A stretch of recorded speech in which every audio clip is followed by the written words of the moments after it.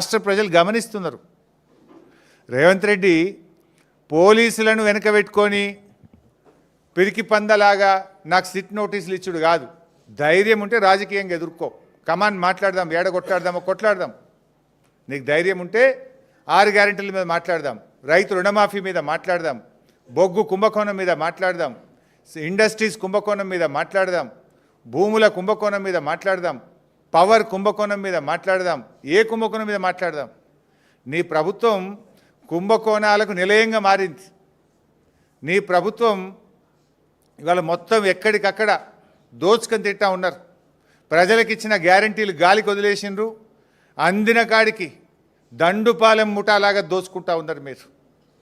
మీ దోపిడికి మేము అడ్డు వస్తున్నామని, నీ దోపిడిని కేటీఆర్ గారు, మా బీఆర్ఎస్ నాయకులు ఎక్కడికక్కడ ప్రశ్నిస్తున్నారని నువ్వు చిల్లర రాజకీయాలకు పాల్పడతా ఉన్నావు.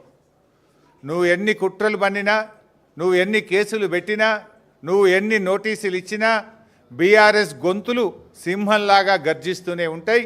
నిన్ను అడుగడుగునా తెలంగాణ ప్రజల పక్షాన ప్రశ్నిస్తూనే ఉంటాయి.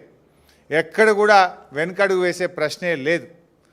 నువ్వు రేపు ప్రజాకోర్టులో సమాధానాలు చెప్పాలి. రేపు ప్రజలు నిన్ను తప్పకుండా, ఇప్పటికే నీ మంత్రులను, నీ ఎమ్మెల్యేలను ఎక్కడ పోతే అక్కడ నిలదీస్తున్నారు ప్రజలు. పోలీసులను అడ్డం పెట్టుకొని పారిపోతున్నారు నీ మంత్రులు, నీ ఎమ్మెల్యేలను ప్రజలు నిలదీస్తూ ఉన్నారు. రోడ్డు కడ్డం, కారు కడ్డం నిలబడి పట్టుకొని అడుగుతూ ఉంటే పోలీసులను పెట్టుకొని పారిపోతూ ఉన్నారు. రేపు ప్రజలు తిరగబడే రోజులు కూడా దగ్గరలో ఉన్నాయి. నువ్వు సిట్టు, లట్టు, పొట్టు ఎన్నన్నా వేసుకో, ఏమన్నా చేసుకో, మాకు న్యాయస్థానాల మీద గౌరవం ఉంది. నువ్వు ఎక్కడికి పిలిచినా వస్తా, ఎన్నిసార్లు పిలిచినా వస్తా, నిజాయితీగా సమాధానాలు చెప్తాం. మేము భయపడం. చట్టం మీద మాకు గౌరవం ఉంది.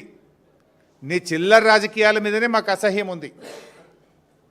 వెగటు పుడతా ఉంది ప్రజలకు. నీ భాష, నీ మాటలు వింటా ఉంటే రోత పుడతా ఉంది ఇలా రాష్ట్ర ప్రజలకు. రేవంత్ రెడ్డి గారు చూసుకో, అసలు ఇడిచిపెట్టాం, నేను ఇంకా గట్టి కొట్లాడతాం.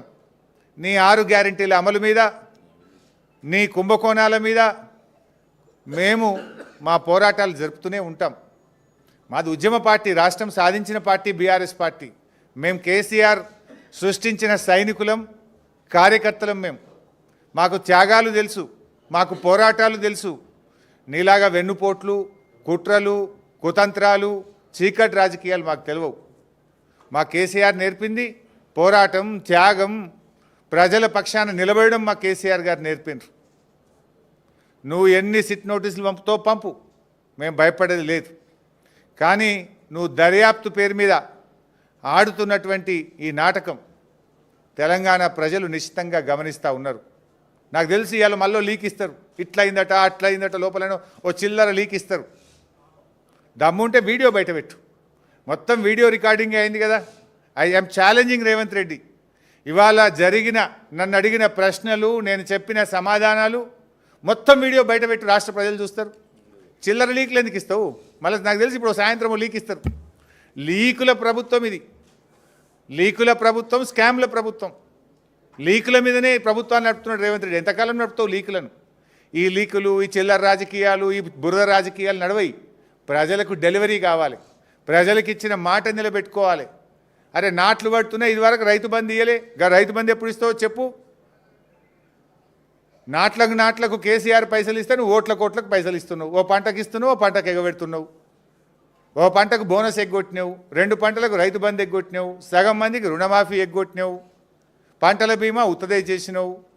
అంతా 2 లక్షల ఉద్యోగాలు ఉత్తదే అయిపోయింది. మహాలక్ష్మి 2500 పత్తా లేదు. 4000 పింఛను ఇవాళ ముసలోళ్ళు కళ్ళల్లో వత్తులు వేసుకొని అవ్వాతాతలు ఎదురు చూస్తున్నారు. వాటి గురించి మాట్లాడు.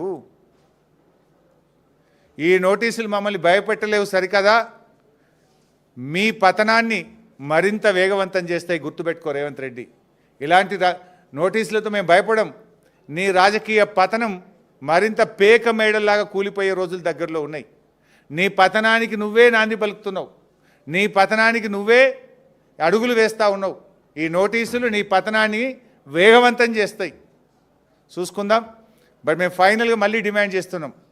నీకు నిజాయితీ ఉంటే, తప్పు చేయకపోతే సైట్ విజిట్ సర్టిఫికెట్ల పేరిట సింగరేణిలో జరిగిన కుంభకోణాల మీద సిట్టింగ్ జడ్జితో విచారణ జరపాలని మళ్ళీ డిమాండ్ చేస్తున్నాం.